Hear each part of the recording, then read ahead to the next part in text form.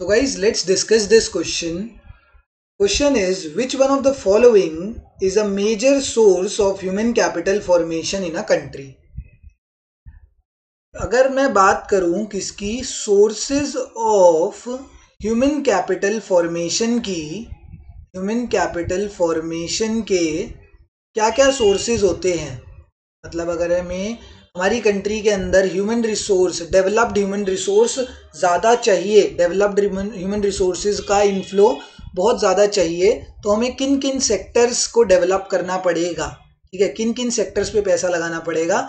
तो हमें एजुकेशन पर पैसा लगाना पड़ेगा, एक्सपेंडिचर ऑन एजुकेशन करना पड़ेगा, एजुकेशन ऑन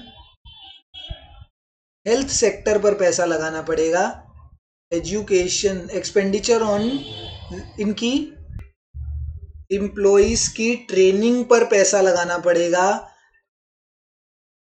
वर्कर्स के माइग्रेशन पर पैसा लगाना पड़ेगा कि जो वर्कर्स हैं रूरल एरियाज में उनको डेवलप्ड एरियाज की तरफ शिफ्ट कराया जाए। इन सब सेक्टर्स पे these sectors are the sources of human capital formation. जब तक इन सेक्टर्स पर पैसा नहीं लगेगा तब तक ह्यूमन कैपिटल डेवलप नहीं हो पाएगा, ह्यूमन कैपिटल फॉर्म नहीं हो पाएगा। एंड इनमें से सबसे ज्यादा द बिगेस्ट source